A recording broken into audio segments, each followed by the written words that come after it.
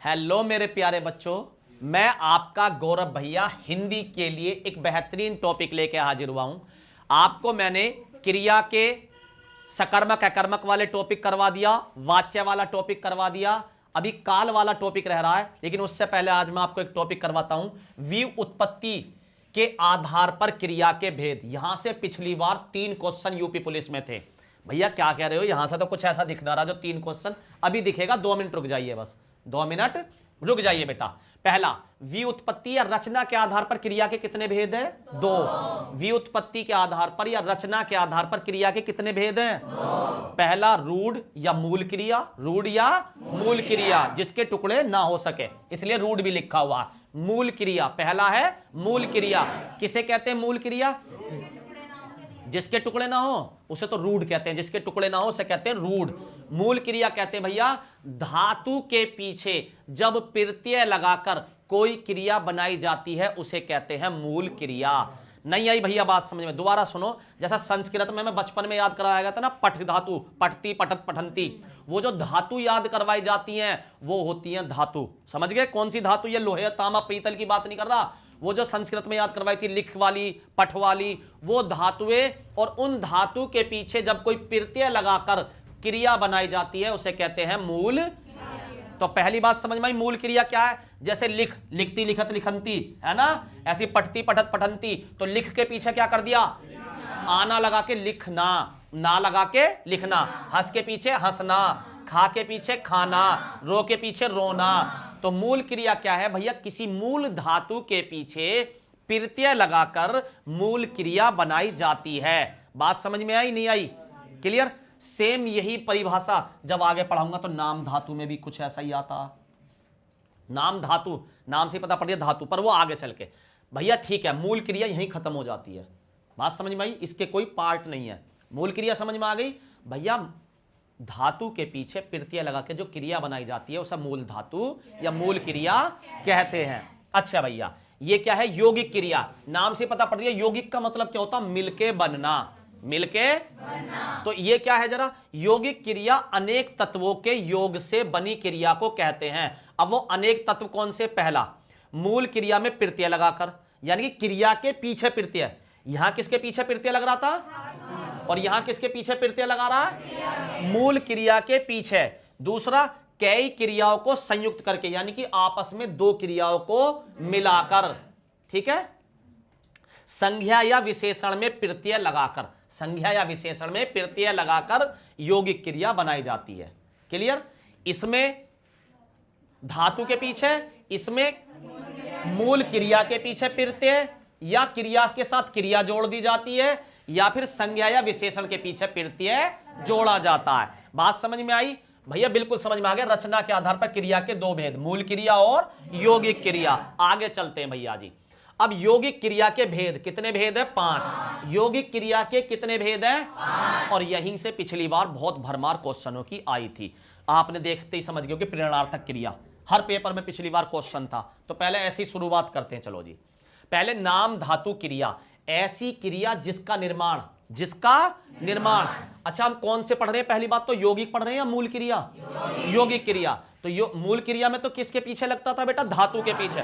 यहां किसके पीछे लग रहा जरा? नाम धातु में संज्ञा के पीछे, सर्वनाम के पीछे या विशेषण के पीछे। जब इनके पीछे कोई प्रत्यय जोड़कर बनाया जाता है तो क्या कहते हैं उसे? नाम धातु क्रिया। जैसे हाथ क्या है? संज्ञा है ना?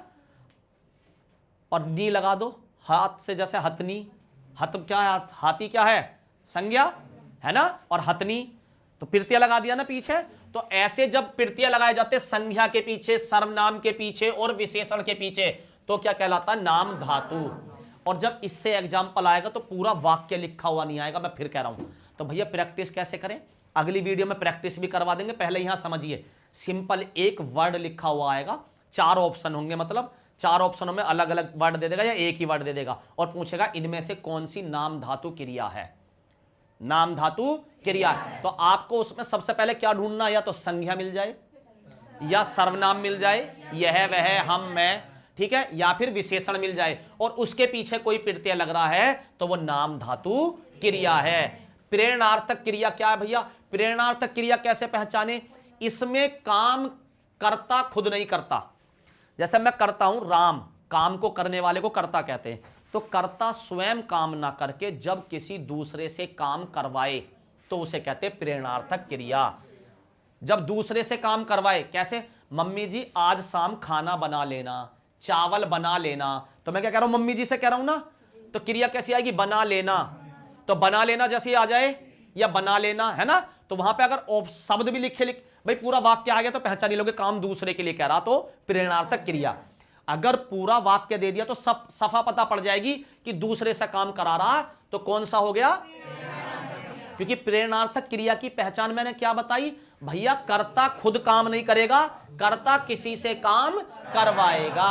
माताजी खाना बना लेना, है ना, ठीक है। और प्रेरणार्थक भी दो होते हैं, एक प्रथम प्रेरणार्थक, जैसे मां आज खाने में चावल बनाना, चावल, तो मां से कह दिया चावल बनाना, तो अब आपसे दे देगा बनाना कैसी क्रिया है? प्रेरणार्थक। दीपक से पुस्तक उठवाना, उठाना उठवाना, ठीक है, दीपक से पुस्तक उठवाना। रोहन राधा से खाना पकवाता है, पकवाता है, पकाता नहीं है, पकवाता है। किससे? राधा से, तो दूसरे आदमी से काम करवा रहे। तो आपसे पूछेगा पकवाता कैसी क्रिया, तो भैया प्रेरणार्थक क्रिया। लेकिन कौन सी? एक प्रथम प्रेरणार्थक। द्वितीय प्रेरणार्थक कैसे होता? जैसे मैं कह दूं मां आज भाभी जी से चावल बनवाना, मतलब तीसरे व्यक्ति पे डाल दे तो द्वितीय प्रेरणार्थक हो जाएगा। तो प्रेरणार्थक के दो पार्ट हैं, एक प्रथम प्रेरणार्थक जिसमें कर्ता डायरेक्ट किसी से काम की कहे, डायरेक्ट, और एक है द्वितीय प्रेरणार्थक जिसमें कर्ता जिससे कह रहा उसके लिए भी तीसरे व्यक्ति के लिए कह रहा। जैसे मां आज खाने में चावल बनवाना, बनाना नहीं, अगर कह दे मां आज खाने में चावल बनाना, बनवाना किसी और से, यहां पे क्या कह रहा? चावल बनाना, है ना, और यहां पे क्या कह रहा? चावल बनवाना। तो बनवाना मतलब द्वितीय प्रेरणार्थक, लेकिन है प्रेरणार्थक ही। इतना डीपली शायद ना जाए, फिर भी मैंने बता दिया क्योंकि पिछली बार प्रेरणार्थक से क्वेश्चन पूछे गए थे। वरना आप ध्यान रखिए, जब भी कर्ता खुद काम ना करके किसी और से काम करवाने की बात कहे तो किस में लिख दोगे? प्रेरणार्थक में। तीसरा क्या है? पूर्वकालिक क्रिया। पूर्वकालिक क्रिया में ज्यादातर कर लगाता, कर, ज्यादातर क्या लगाता? कर। पूर्वकालिक क्रिया का मतलब क्या? एक साथ दो क्रिया आना, और वो भी कैसे आना? एक क्रिया खत्म हो जाए और दूसरी जब आए। मतलब भैया एग्जांपल अभी लो, देखो बेटा, राजीव खाना खाकर सो गया, तो सोने कब गया? खाना खाने के बाद। तो एक काम को खत्म करके दूसरे काम पे गया, एक क्रिया को खत्म करके दूसरी क्रिया पे गया। तो जो पहले वाली क्रिया खाना खाकर आ गया ना, कर, है ना, तो वो वाली क्रिया क्या हो जाती है? पूर्वकालिक क्रिया। अगर ये वाक्य लिख के आपसे कह दे कि इसमें पूर्वकालिक क्रिया बताओ, वो चार एग्जाम्पल बना देगा। मैं आपको बनाकर दिखाता हूं। राजीव खाना खाकर सो गया, इस वाक्य में पूर्वकालिक क्रिया पहचानिए।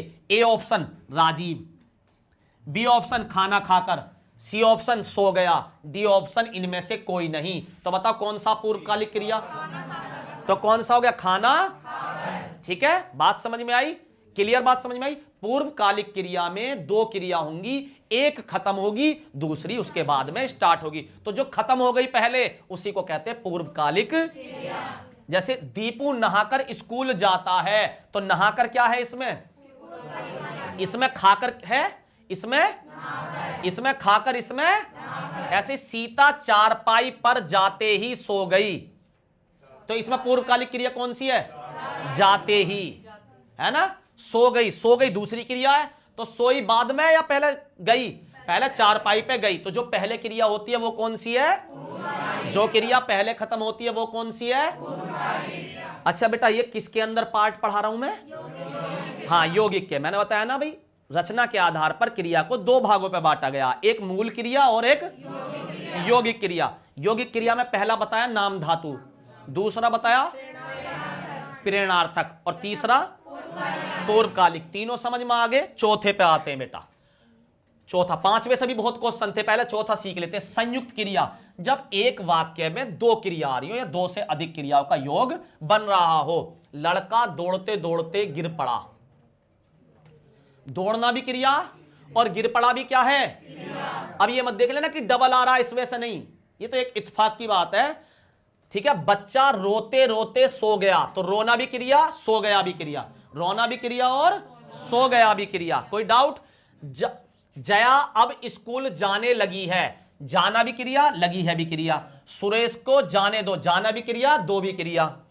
सुमन को कल खाना बनाना पड़ेगा, ठीक है, खाना, ठीक है, खाना तो क्रिया नहीं है, बनाना पड़ेगा, ठीक है। सुमन को कल खाना बनाना पड़ेगा, तो इसमें देखो खाना बनाना भी क्रिया और जाना पड़ेगा भी एक तरीके से, पड़ेगा बनाना पड़ेगा भी क्रिया।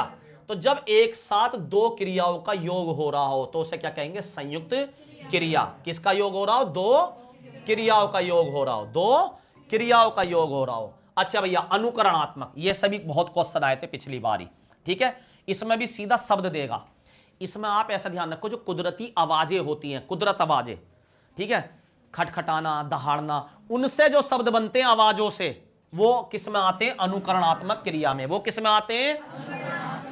ठीक है, किसी वास्तविक या काल्पनिक ध्वनि के, जो ध्वनि होती है उससे जो शब्द बनते हैं, जैसे खटखट से खटखटाना, भन भन से भन बनाना, थप थप से थप थपाना, झन से झनझनाना, ठीक है। तो ये जो किसी ध्वनि से शब्द बने हैं उन्हीं को क्या कहते हैं? उन क्रिया को कहते हैं भैया अनुकरणात्मक क्रिया, अनुकरणात्मक क्रिया। तो बेटा यहां से पिछली बार क्वेश्चन थे, ये टॉपिक आपको बिल्कुल कवर हो गया, पांचों के नाम याद हो गए, बिल्कुल अच्छे से याद हो गए। तो अब आपको वीडियो अच्छी लगी हो तो इस वीडियो को बेटा लाइक करें, कमेंट करें और शेयर भी कर दीजिए, शेयर भी कर दीजिए, ठीक है बेटा।